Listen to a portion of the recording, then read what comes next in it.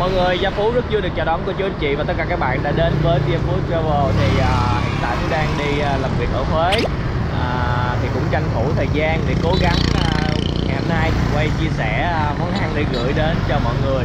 Vì thật sự là cái quỹ thời gian nó cũng hơi hiếm. Hiện tại thì Phú đang ở Đập Đá, từ Huế mọi người hỏi Đập Đá thì tới đây, và đối diện bên kia chính là quán Hến. Ngày hôm nay chúng ta sẽ đi ăn món ăn cháo hến, chốt hến. Rồi mời cả nhà cùng theo chân Phú nha. Đừng quên like, share cũng như là ấn vào nút subscribe. Cảm ơn cả nhà rất là nhiều.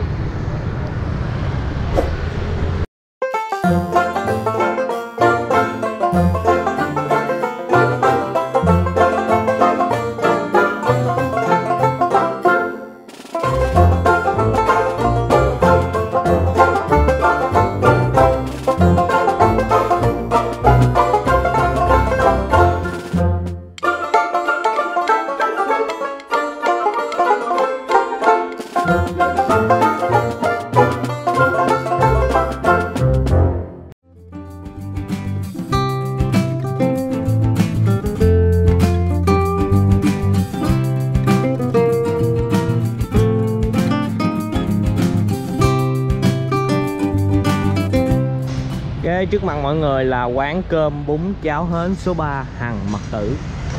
Đây có bán rất là nhiều món: hến xào mía, cơm hến, bún thịt nướng, nem lụi, bánh lọc, bún bò Huế. Đây là không gian quán. Mời mọi người cùng theo chân chúng ta vào quán. Đây mọi người ơi, đây là cái quầy cơm bún, các nguyên liệu gia vị ở trong đây. Quán ở đây sẽ bán từ 7 giờ sáng đến 9 giờ tối nha mọi người. Không gian quán rất là rộng rãi và thoáng mát. Tại vì kế bên là cái đập, gió thổi vào khá là mát. Dạ. Chị tên gì ạ? Em hả? Em tên Sĩ. Dạ, Sĩ. Cái này là cái gì vậy chị? Đây là rau thơm. Rau thơm.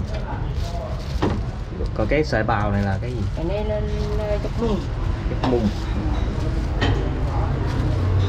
Xoài đấy này giá đấy. Xoài giá. Cái này là toàn bộ là để làm món cơm hến với bún hến hả chị? Đúng rồi. Đường, nước mắm. Nước mắm với xoài ớt. Cái này là mắm tôm. Mắm tôm. Cái này là Nè. Cái này là hùng. Cái này là hến. Hến này là mình xào gia vị chưa chị? Rồi em. Cái này ớt. Xí cây này vào đúng không? Dạ, mình xem sơ đi nha mọi người. Đây giá heo.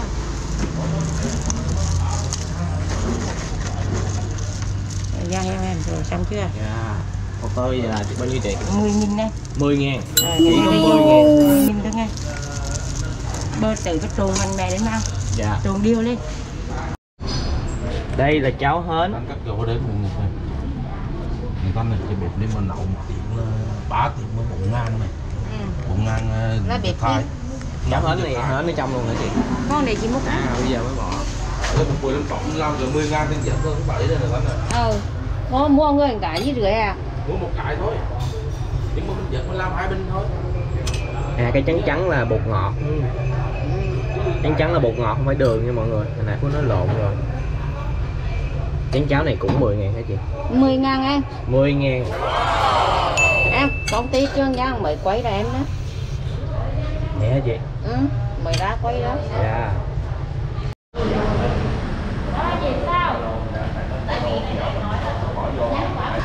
Từ bên kia bên qua đây gắt tiêu. Dạ.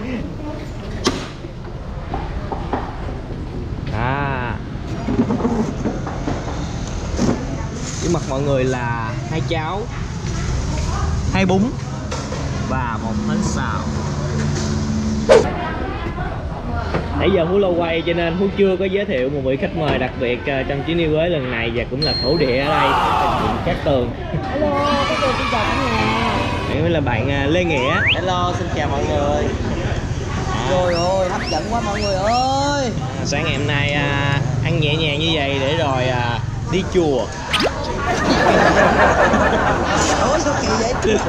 Nhẹ nhàng rồi đi chua hả? Kỳ vậy? Nè, tất cả mọi món chúng ta phải bỏ thêm một cái miếng ruốc vô. Em ơi cho chén ruốc. Ruốc, ớt nó mới đầy đủ. Chỉ có 10.000 một phần thôi nha quý vị. Quán lớn như vậy mà một phần chỉ có 10.000 phần đúng không em? Còn cái dĩa này nhiêu quên rồi? 4 đấy nha. Cái dĩa này nè 50 ngàn. Vậy dĩa hến xào. Đây, có một miếng ruốc vào đó. Ăn được không vậy? Dạ được. Đúng rồi, chứ không thôi nó không có đậm đà.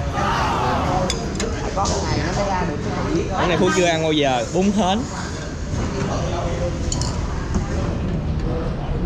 Bún cay không? Nhiêu rồi nó ăn thế nào? Để mô, đừng lo. Cái này cái gì vậy? Cái đó là ché. Chị cái này là ché phải không? Đúng rồi. Đây là ché.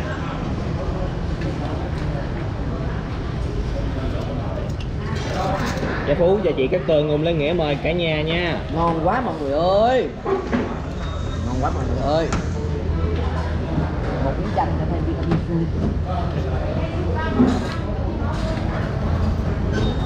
Phú có ăn đi được. Nãy giờ Phú lấy này món này gọi là món gì? Bún hến. Nãy giờ Phú có thấy con hến nào trong này chưa?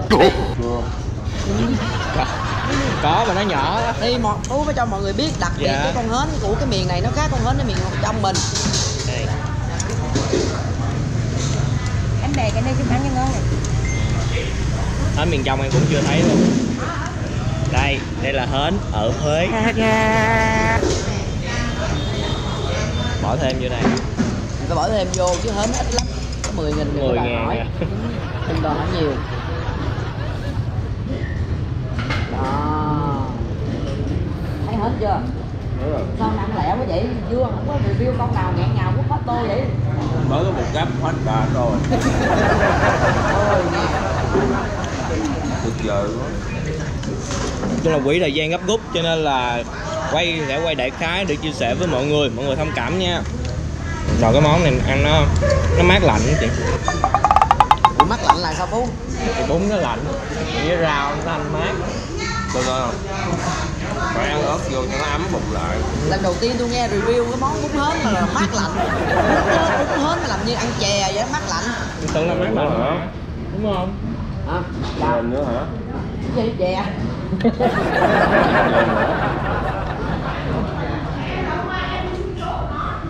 Là phải bỏ cái nước vô. Đúng rồi, nhưng mà lát nữa em cũng nên ăn thêm một tô cháo. Dạ.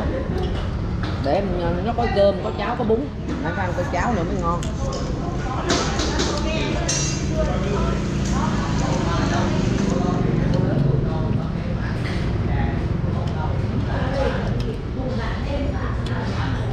Miếng này miếng gì? Da heo kìa. Vậy em bán em giá 5. Con rùm luôn, không có bị ngấy dầu rồi. Nhiều đâu.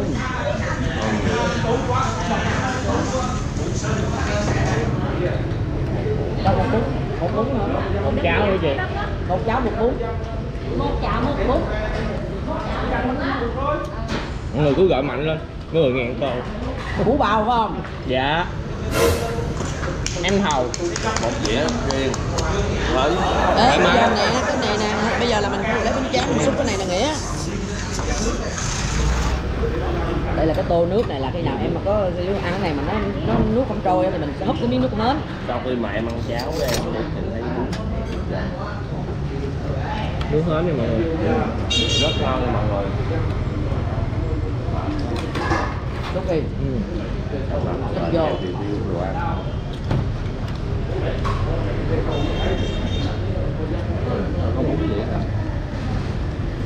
Nước hến nó ngọt lợ lợ.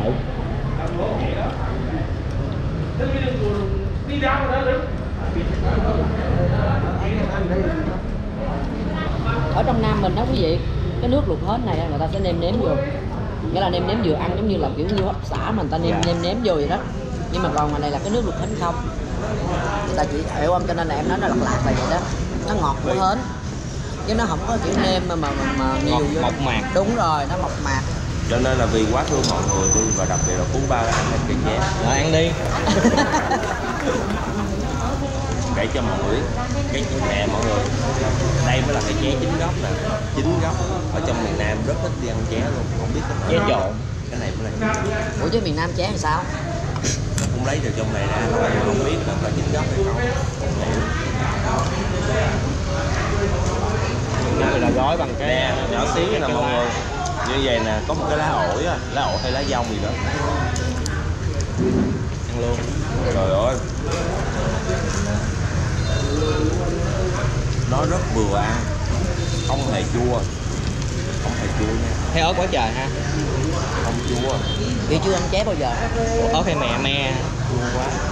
Ủa lộn không chua. Sao? Nó chua. Nó cay cay. Nó giống nem không? Nó giống nem vậy, nhưng mà nó hơi nhiều gia vị hơn Nhiều cái nem. Ăn nhiều vô nha, Quế nhiều cảnh đẹp lắm á. Không ăn nhiều có chút đi đâu. Đã đá xong một tô. Qua tô thứ hai là tô 4.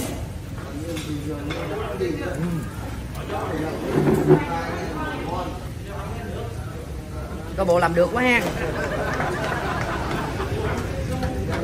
Đây, ruột đi.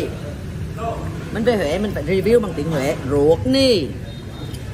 Cũng được mô, đau bao từ. Thêm hẹn vô đi.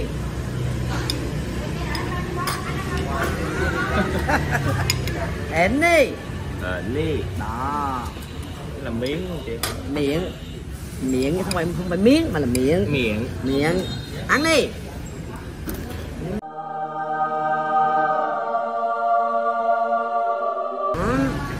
Bánh tráng túc vô. Ngon.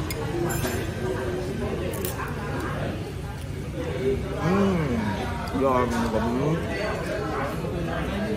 món này ở trong Nam thì lại là dân nhậu ăn là bánh đa súp cái gì đó pate. Bánh đa súp pate. Bữa chị ăn đó nhớ không?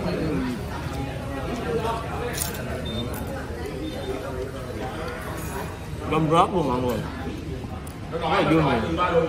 Một cái con hến ở ngoài Huế á, nó ngọt hơn con hến ở trong Nam. Đúng rồi, em thấy con nào nó cũng mập. Mặc dù nó nhỏ như vậy nhưng mà nó rất là ngọt nhá. Còn họ xào như vậy là giữ nguyên cái độ ngọt của cái hến. Ngoài ra họ nêm cũng rất là vừa phải, không có quá mặn, đúng không? Mình có thể ăn không được, ngày nhậu cũng được. Và khi mình kết hợp với cái bánh tráng nó vừa giòn, hòa quyện với nhau.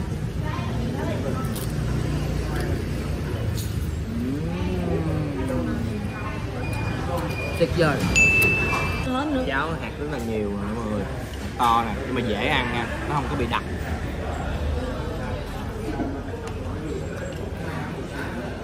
Giống cơm nữa mọi người, cơm chan canh.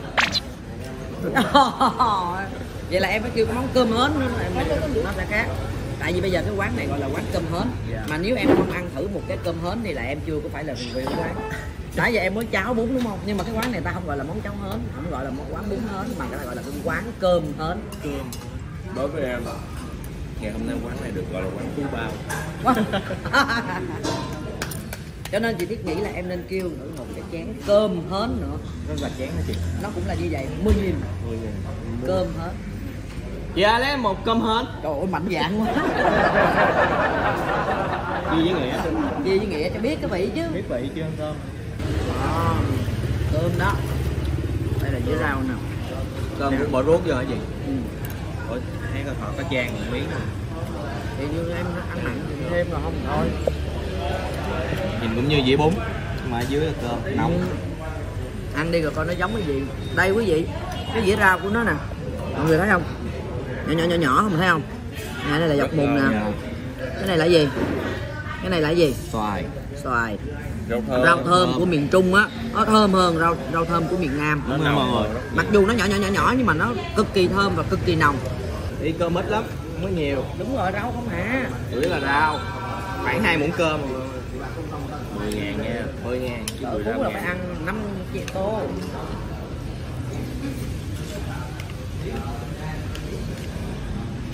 Bạn chỉ có ăn phở ngâm không? Phở ngâm ăn lấy cho nó chắc bụng.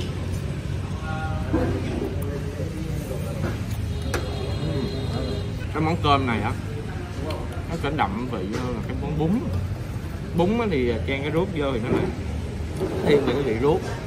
Còn cái này không biết là chị chan cái gì ở trong á, như cái sốt vậy đó. mặn mặn và ngọt. Người ta chỉ 3 món đều có 3 hương vị riêng. Lỡ rồi, lâu lâu mới ra quê chị Tường, biết nào mới có cơ hội nữa đúng không? Muốn ăn nữa không? Còn ăn nổi nữa không? Ăn món gì nữa chị? Bún bò Huế trong Nam với bún bò Huế ngoài Huế là hai cái khác nhau, không liên quan gì nhau hết trơn. Em có nghe, em được biết là Bún bò Huế là bún bò của người Huế, còn bún bò Huế của trong Nam đó là bún có thịt bò. Ủa, đây là không có bò.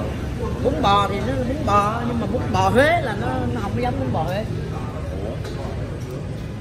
Vậy thật sự đó là bún con bò hay là bún của người Huế? Bún bò của người Huế. À, Còn những cái chỗ khác rải rác là họ bán bún bò à, chứ không phải là Huế. hiểu. Nhưng mà em chọn bún mắm nêm. Sao chết quá vậy? Tự nhiên ăn bún bò Huế chỉ có bún mắm nêm. Em phải vậy cho mọi người bất ngờ. Bún mắm nêm rất là ngon. Ăn đi mọi người.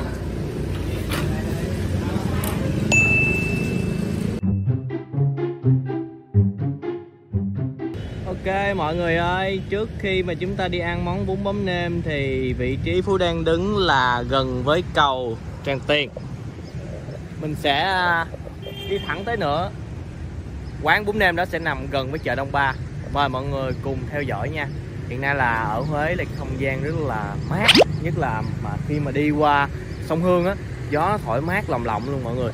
Cảnh đẹp lắm, rất là nên thơ. Rồi, mời cả nhà chúng ta cùng lên đường đến chợ Đông Ba và đi ăn bún mắm nêm.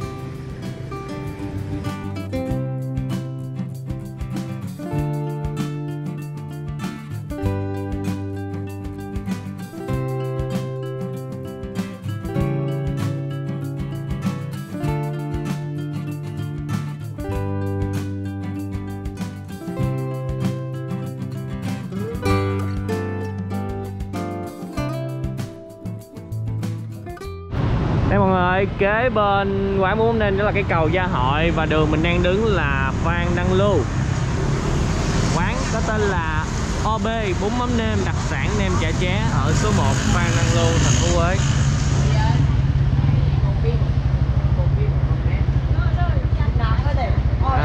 Là biển hiệu nhưng mà ở đây Phú thấy là bán bằng gánh.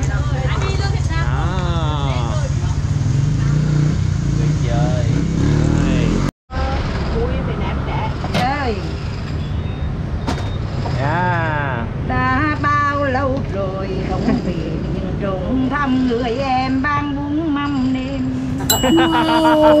Hay quá nè. Nếu em bán vàng là anh sẽ về, còn em bán bún mắm nêm thì anh bye bye hết luôn. Mọi người ghé OB ăn bún mắm nêm để được nghe phục vụ nghệ thuật luôn nha. Vũ Mini rồi. Chị Vũ Mi ra. Vũ Mini là ăn được tiền mà đi có gì ăn. Vũ Mini. Nhiều người thắc mắc hỏi Vũ Mini là chi đâu, ăn mà đưa tiền mà đi. Họ bán từ mấy giờ đến mấy giờ vậy hả? Ra đây là trễ là 9 giờ, vô ngồi sớm á được 8 giờ. Mà làm xong mà trễ là 9 giờ mày ra đây. 9 giờ sáng cho đến 9 giờ tối nguyên ngày. Wow. Rồi. Ai từ 6, 7, Chủ nhật thứ 5 bán hết. Bán hết. Không nghỉ ngày nào. Không nghỉ ngày nào. Cuộc quậy về trai cũng là đi bán ngay kiếm lúa là lơm lúa đó. Con nem chẻ. Nem chẻ. Nem chẻ với muối. Nem chẻ với mùi. Ui giời. Nem. Mùi. Muối hả? Muối. Muối. Muối. Chẻ. Chẻ. Không bò lội. Phương là Na Uy về à? Na Uy có về không? Ai? Na Uy. Dạ cô ở Úc. Em dắt về bữa hè. Tô này bao nhiêu hả? Một tô dây là 25, một tô bình thường 20, nhưng mà có cái chén này là 25. Dạ. Rồi. Còn cô cái bán bình thường là 20 thôi. Cái này là ruốc phải không? Mắm nêm. Mắm nêm. Mắm nêm. Mắm nêm mà hỏi ruốc là sao? Em không biết, em tưởng có nhiều khi có thêm cái đó. Rồi. Khách đông quá kìa, thấy chưa? Khách đang Quá chờ trời thấy chưa? đây. Ngoài sông ngoài đường nữa kìa. Rồi 2 trái của chị nữa. Rồi chứ cô làm ăn miệng là tương lý. Làm ăn miệng rồi gọi về. Đây là thịt bê hả? Đây là thịt bê thui. Bê thui. Bê thui, con bê chưa thui ra đây. Quăng miếng này, quăng miếng này.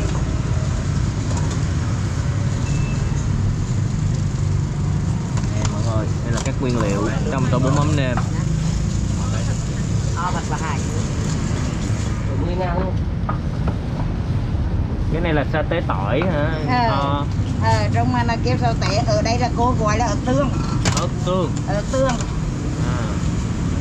Và đây là tóp mỡ. Đây là tập mỡ tỏi phi, tỏi hành phi. Tóp mỡ, tỏi phi, hành phi. Ăn cho nó thơm. Giờ mình tụi mình đi ngoài cái trái là mình phải xịt nước hoa Pháp vô nữa. Đi với chai là phải sức nước hoa Pháp vô.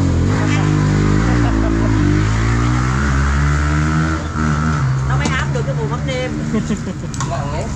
Nó gần ấy. Xạo cái muối cũng này.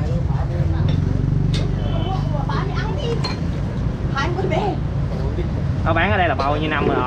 Ấy, mới 50 năm thôi. Nhưng mà mình còn đủ mắm nêm. Chưa thay đổi. Chưa thay đổi, 50 năm. Ô mà 50 năm, nhiêu tuổi mà bán 50 năm.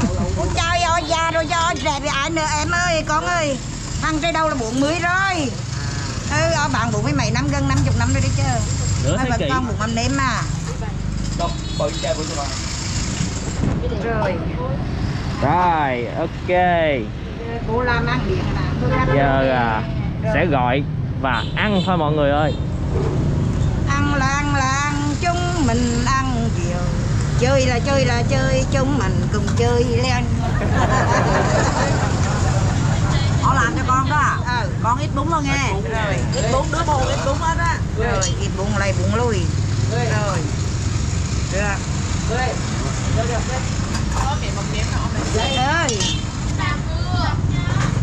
Rồi, mang lạc đi con cứ thêm thoải mái. Rồi, ăn đi. Vui lòng khách đến mà vừa lòng khách ra đi. Anh như con chó, em như con mẹ, hai con cắn nhau. Anh như trời đánh, em như thánh đâm, hai đứa cùng nhau.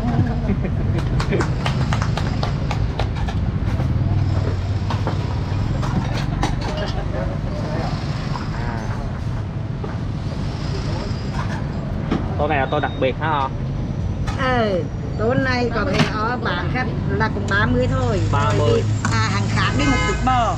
Bò đang đắt tiền hơn heo rồi đó. Dạ. Rồi. Tường ăn cay được chứ hỉ? Dạ được. Rồi. Rồi rửa cái đã. Mắm nêm chưa? Rồi mình nếm rồi. Được ăn đi, ăn thoải mái thôi. Còn chút xíu bún thôi nha con.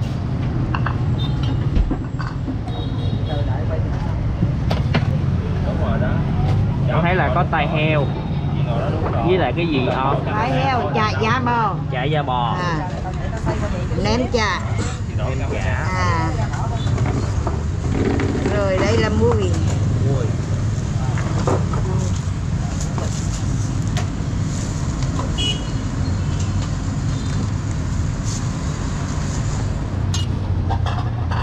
Cô làm nhanh quá, đặt tả không kịp luôn. Tay cô thăng thoát, miệng hát tay làm. Nha Nam, sữa chua, nhường nhang, bật, sữa tươi hạt sen, mì đậu hạt sen. Cái màu xanh đang nâu rồi. Sắm mì đau. Dạ. Tương bảo cái ní gặp cái ní ăn. Wow. Dạ. Tay cô thăng thoát là phú coi như là cẩn sợ không kịp luôn á. Bắt được cái gì là bắt. Cái này chưa kịp ấy là cô quất qua cái khác rồi. Mà nãy giờ là cô hát là không có sót. Rồi, Dính hết. nhúng đi. Rồi, ăn miếng đã. Ăn miếng cái đã. Cái ớt này ớt gì vậy o? Ớt này là ớt tỏi mình đâm. Còn đây là ớt tương rồi. Bây giờ có cái gì là cái đặc trưng của quán cô mà những cái chỗ khác không có? Là ví dụ là cái gì em hỏi mắm nêm mà làm từ cái gì rồi sao đó? Rồi, rồi con ưa ăn cay là con bỏ thêm. Dạ, cảm ơn o. Rồi. Và thể theo lời của bạn Gia Phú thì Cát Tường đã đưa bạn ấy đi ăn cái món bún mắm nêm. Và xin giới thiệu lại, nãy giờ không biết Phú giới thiệu chưa, OB bán bún mắm nêm là O của Cát Tường. O có nghĩa là cô mà bà con rất là gần. Mẹ của O là em ruột của ông nội, coi như là ba chị với O là anh em chú bác ruột. Ba chị với O là anh em chú bác ruột, anh em cậu cô ruột. Mẹ cô là ba cô năm đời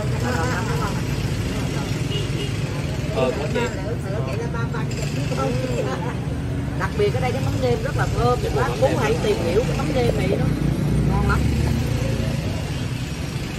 Nói là mắm nhưng mà cái nó lại không có phải là cái mùi nó nồng. Dạ mời cả nhà. Đặc biệt cái rau sống này ngon đó.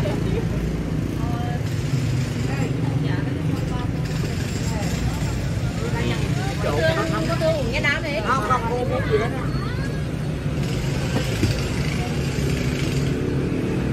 Mắm luôn ăn cái đã. Ngon vậy.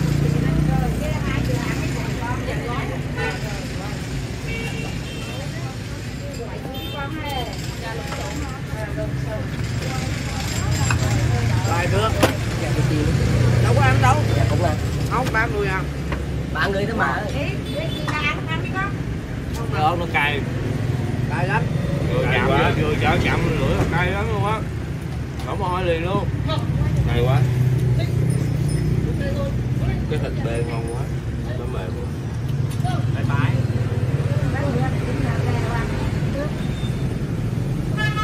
Mắm này từ gì hả? Mắm này được làm từ gì hả? Cà cơm không? Cá cơm. Cà cơm gì giò nó làm ngon. Cá cơm. Quá ngon ha. Cay quá.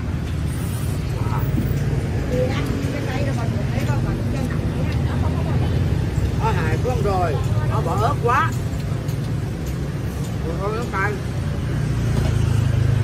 Đúng như lời Phú nói, bắt rồi luôn. Cay liền luôn. Cay liền luôn á. Cay quá. Rất cay nha quý vị. Ai thích ăn cay thì hãy ghé đây. Thích bún mắm nêm. Không ăn cay thì nói đừng bỏ ớt. Nhưng mà cái mắm nêm ngon. Nghĩ lúc nào cũng ăn lẹ là người ta. Cay quá. Cái mùi mắm nó không có hôi nhiều mọi người. Nó có một chút vị đắng đắng ở cái hậu. Rất ngon nha cả nhà. Rất là thấm tháp. Mà cảnh báo trước ai không ăn cay thì nhớ nói đừng bỏ ớt. Thôi bỏ rau nha. Đây rau đây nó rất là thơm. Ủa? Ăn rất cay. Mà thật to. Bán thêm một cái chả bí đao nữa. Trời ơi.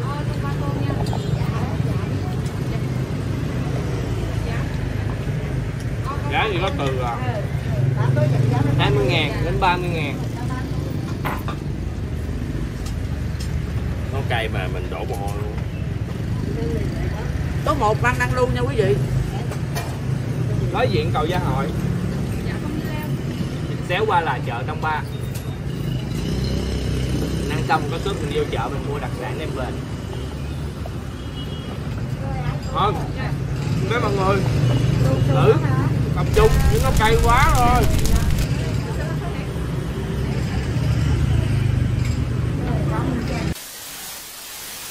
Khách đường xa review có tâm mà mồ hôi nước mắt đã đổ. Quá ngon nhưng mà quá cay. Quá ngon. Quá Nhưng cay, mà cuối cùng là ba đứa cũng ăn sạch sẽ 3 tô nha quý vị.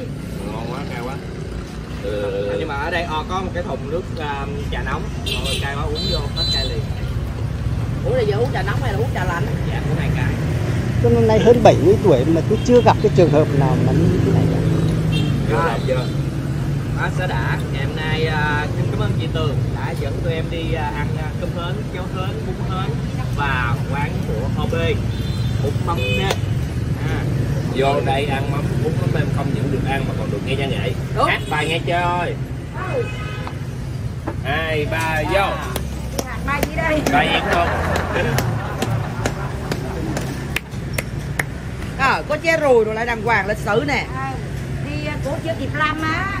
Cô chưa kịp Bánh làm. đắt quá mà. Đi nói chung là đến cái hôm cô đi ngoài cái trái tương đâm cô ra cái chế. Cha cái hôm cô không chơi kèo mà cô kêu cái khay tập hợp. Cô hít phê.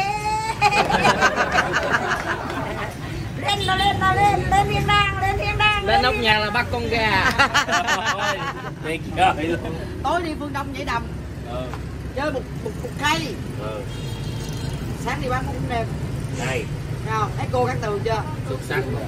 Tối qua có trai không cô? Có, trai là nằm trai xinh đẹp lắm. Trai xì tinh. Rồi, xin cảm ơn mọi người đã dành thời gian xem clip từ nãy đến giờ nha. Và đừng quên nhấn like, share cũng như là nhấn nút subscribe, cũng như là mọi người có cũng thích xem nhiều chủ đề lạ hơn nữa thì có thể ghé qua kênh của Chuyện Cát Tường. MC diễn viên Nguyễn Trí Cát Tường. Chào bạn lại cả nhà ở những cái hấp dẫn kế tiếp.